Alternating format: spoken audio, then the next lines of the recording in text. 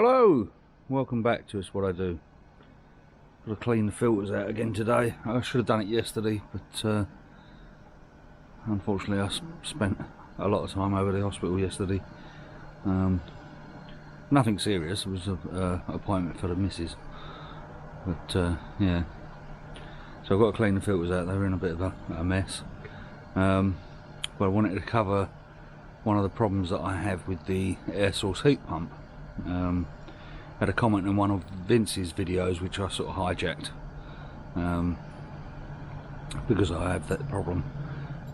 So I'm going to do that, and I'll show you the problem I have with the air source heat pump and how I solve it. I'm getting attacked again by Fluffy. Oh.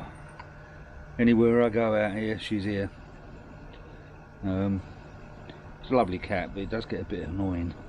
Can't do anything without her being here. So yeah, I'll crack on with that. Give you a quick look at the filters, show you what sort of a mess they're in, and we'll get on with that. So yeah, as I say, the filters are a little bit dirty, as they should have been done yesterday. And I've got to do the change the filter floss in here today and clean this one, because this one's a little bit manky as well. You can see it's puddling up in there, which it shouldn't be doing, so that needs cleaning as well. And it's a lovely cold day, 6 degrees or something out here, so yeah.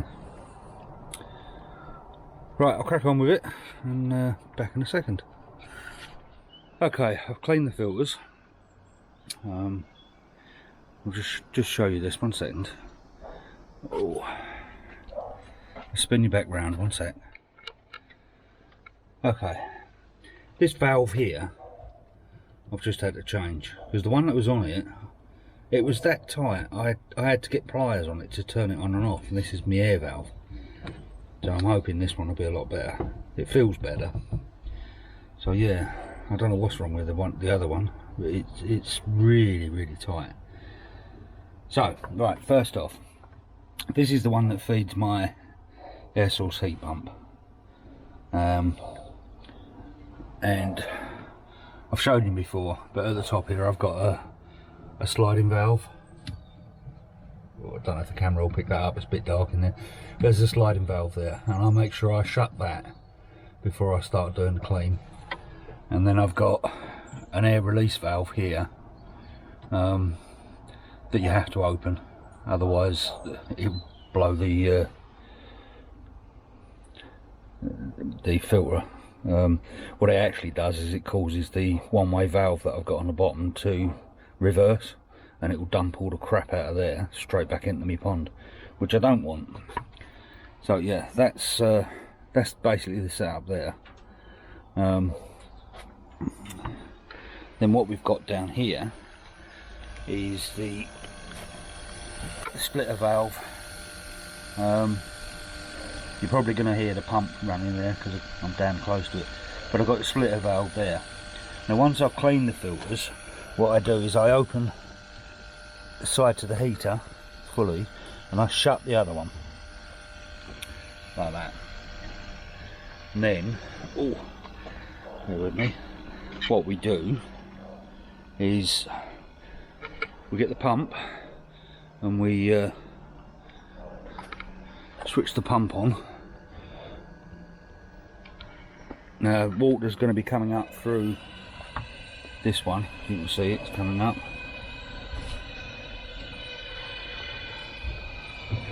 It's going to be awkward to do one-handed. Once it reaches here, the top of this pipe, oh yeah, not a good idea doing it one-handed. That made a mess. Get that shut and open that one. Oh, what a mess. Note to self, don't try and do these things one-handed.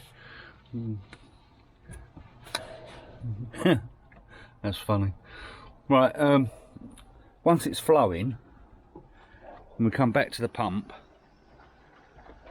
and I crank up the power on the pump to about 50–60%, something like that. Can you hear it? I'm not sure if you can pick it up on the mic. You can hear the air coming through.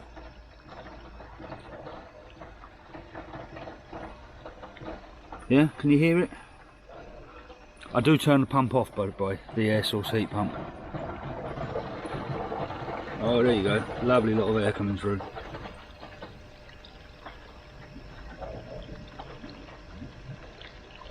And that goes quiet.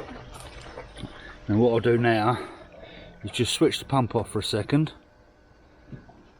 Let all the bubbles join together again. And turn it on again.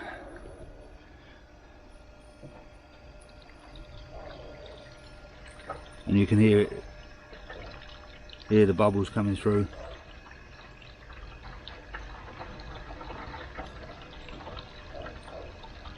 And I'll do that a few times just to get the air through it.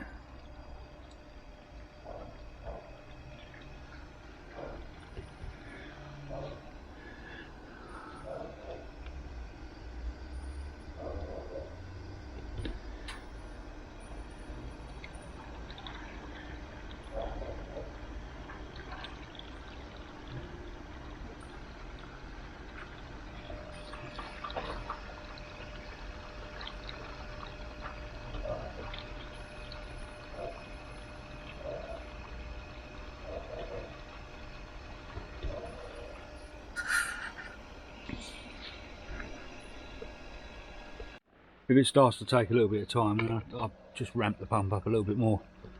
So we're at 75–80%. That's a 20,000 litre pump, so that's pumping through a hell of a lot of water at the moment.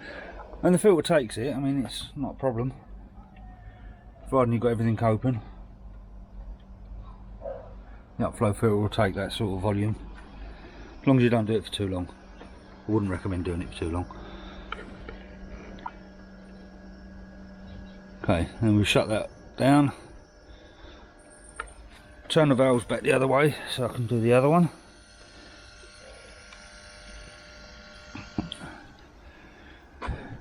Now this one is a little bit more awkward. Let's turn the pump down. Want that down to about 35 to start with. You can see that's water's coming up. I might not be able to film this bit because it's a bit awkward. Right, oh.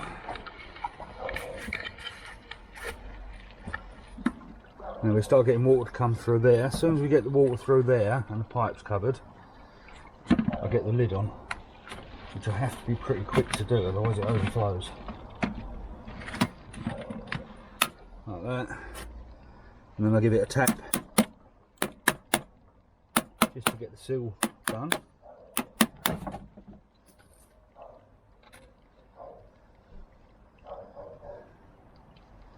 And then what I'll do is I'll ramp the pressure up on the pipe again, on the pump again, just a little bit this time, because you can overdo that one quite easy. So I'll take that up to 47. And then what I have to do is just lift these pipes, get the air through on those. And let me just stick you there so you can see there. Oh, excuse the shoddy camera work, but it's a bit awkward. I'll lift the pipes very carefully.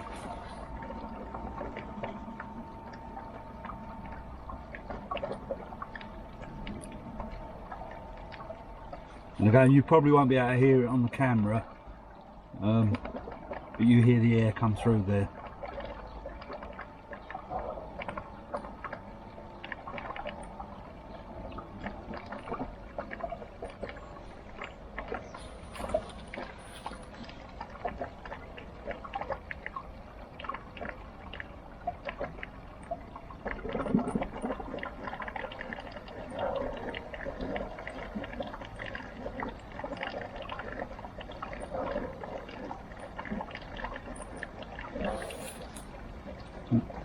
And that's it, that's me out of that pipe.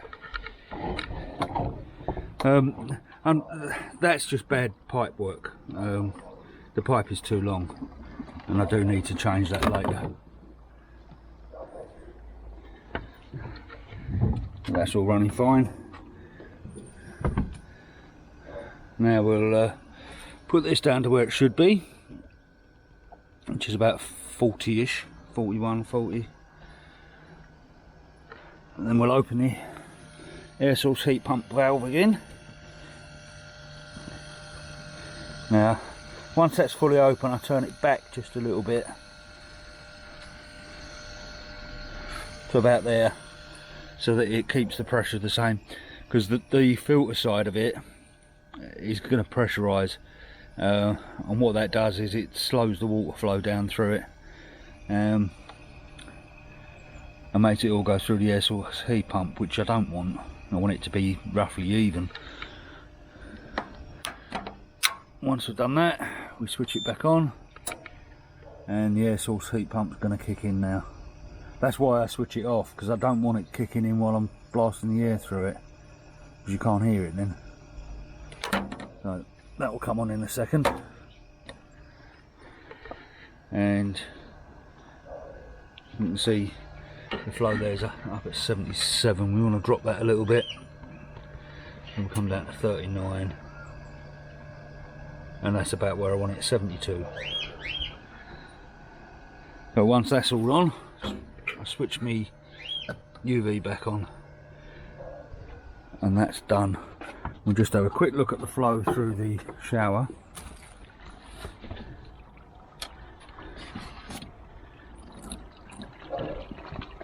And that's flowing lovely. That's about where we want it. I do sometimes have to adjust this pipe, because it sits a little bit high. So when I've messed about with it, just push it down a little bit, try and even it out.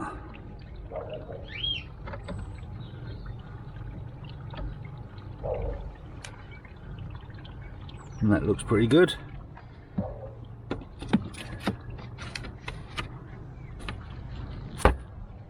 And that's it done.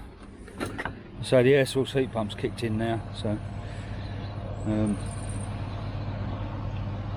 yeah, so we're all back up and running, and I can shut all this up and put it to bed.